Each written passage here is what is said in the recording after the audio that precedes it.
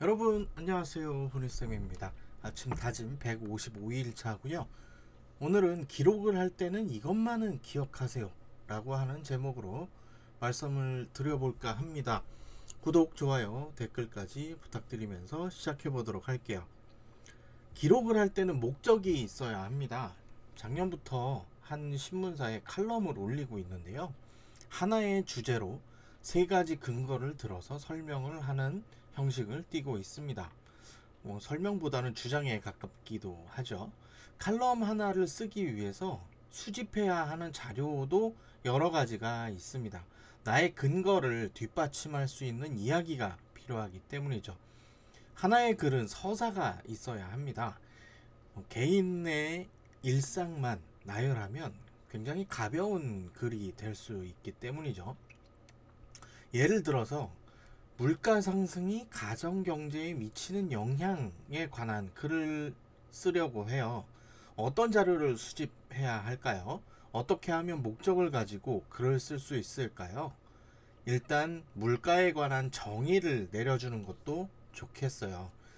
단어에 관한 정확한 뜻을 알려주어야 나의 의도가 명확해지기 때문이죠. 부수적으로 다른 내용을 설명하기에도 좋으니까요.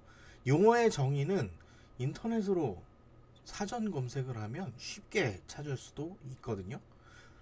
두 번째는 물가가 상승하거나 하락했을 때 생기는 현상이나 문제점을 비교 설명해 주면 좋습니다. 읽는 사람들이 왜 이런 이야기를 하는지에 관한 고민을 해결해 줄 수 있기 때문이죠. 제목을 보고 이런 내용에 관하여 알 수 있겠군 하고 읽기 시작을 하기 때문이에요. 목적에 맞는 글은 이런 내용들이 들어있어야 합니다. 반드시 있어야 할 내용이 쓰여 있어야 하는 거죠. 세 번째는 가정 경제에 관한 분석이 필요하겠네요.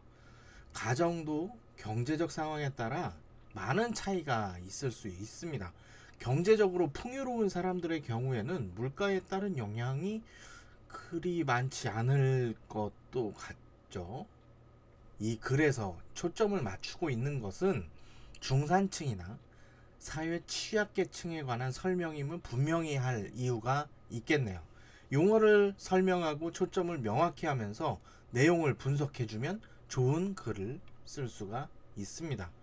세 가지로 분류해서 목적에 맞는 글쓰기를 하는 방법을 알아보았는데요. 결국 잘 분류를 하는 것이 필요합니다. 영역별로 쪼개보고 읽는 사람이 원하는 정보는 어떤 것인지 확인하고 전달을 해야 하는 거죠. 다른 사람에게 영향력이 없는 글을 쓸 수도 있는데요. 글을 쓰는 이유를 다시 한번 생각해 볼 필요가 있겠습니다. 누군가에게 정보를 주기 위해서 글을 쓰게 되고요. 누군가 읽어주기를 바라면서 글을 쓰게 되잖아요. 내가 써둔 글을 누군가 읽지 않으면 잘 정돈해둔 무언가에 지나지 않으니까요. 네, 오늘은 기록을 할 때 이것만은 기억하세요 라고 하는 제목으로 말씀을 드렸습니다. 오늘 영상이 도움이 되셨다면 구독, 좋아요, 댓글까지 부탁드리면서 내일 만나요. 안녕.